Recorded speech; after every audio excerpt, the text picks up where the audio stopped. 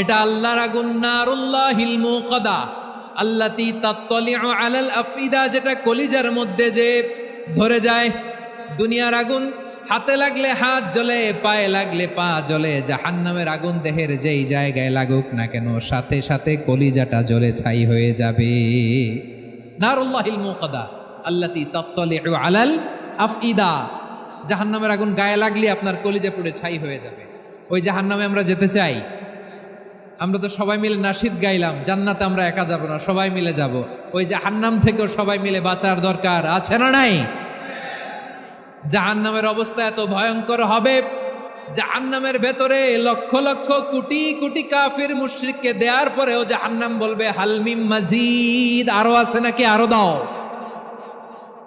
কোটি কোটি কাফেরের দল, মুশরিকের দল, সীমা লঙ্ঘনকারী দল, তাদেরকে যখন জাহান্নামে ফেলা হবে, বড় বড় পাথরখণ্ড জাহান্নামে ফেলা হবে, তারপরও জাহান্নাম বলবে হালমিম মাজিদ, আরো আছে নাকি, দাও, আরো দাও, আরো দাও। আমার ক্ষুধা নিবারণ হয় নাই। জাহান্নাম এত উত্তপ্ত হবে, জ্বলন্ত হবে, ভয়ঙ্কর হবে, জাহান্নামের এক অংশ আরেক অংশকে খেয়ে ফেলবে। আল্লাহু আকবার। ফেরেশতারাও টালমাটাল হয়ে যাবে। জাহান্নামের রক্ষী ফেরেশতারা কি করবে তারা নিজেরাও বুঝতে পারবে না। কোটি কোটি মুশরিক কাফেরদেরকে জাহান্নামে নিক্ষেপ করার পরেও জাহান্নাম ঠান্ডা হবে না, শান্ত হবে না, বলবে হাল মিম মাজিদ, আরো আছে নাকি, আরো দাও। তখন আল্লাহ তাআলার কুদরতি পা জাহান্নামের ভেতরে ঢুকিয়ে দিবেন।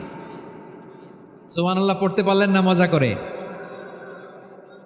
কোনো কিছুতেই যখন জাহান্নামকে শান্ত করা যায় না, আল্লাহ তাআলা তার কুদরতি পা জাহান্নামে ঢুকিয়ে দিবেন। দেওয়ার সাথে সাথে জাহান্নাম থেকে আওয়াজ আসবে, কত কত বিইজ্জাতিকা অবিকাদরিক, আল্লাহ বিইজ্জাতিকা অবিকারমিক, আল্লাহ আপনার ইজ্জতের কসম, যথেষ্ট হয়েছে, এনাফ এনাফ, আর লাগবে না। সুবহানাল্লাহ বলেন। ওই ভয়ঙ্কর জাহান্নামে আমরা যেতে চাই কেউ? আমরা সব সময় ওই জাহান্নাম থেকে আল্লাহর কাছে পানাহা চাই। আওয়াজ করে বলেন ঠিক কিনা?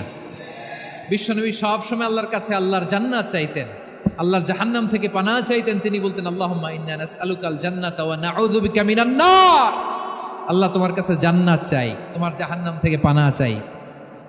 রব্বুল আলামিন ডেকে বলেন, ও নবী, নিশ্চয় আমি আপনাকে সাক্ষ্যদাতা রূপে প্রেরণ করেছি, সুসংবাদদাতা রূপে প্রেরণ করেছি, সতর্ককারী রূপে প্রেরণ করেছি, আল্লাহর দিকে আহ্বানকারী রূপে প্রেরণ করেছি, আর আলো দানকারী চেরাগ রূপে, প্রদীপ রূপে প্রেরণ করেছি। পড়েন সুবহানাল্লাহ।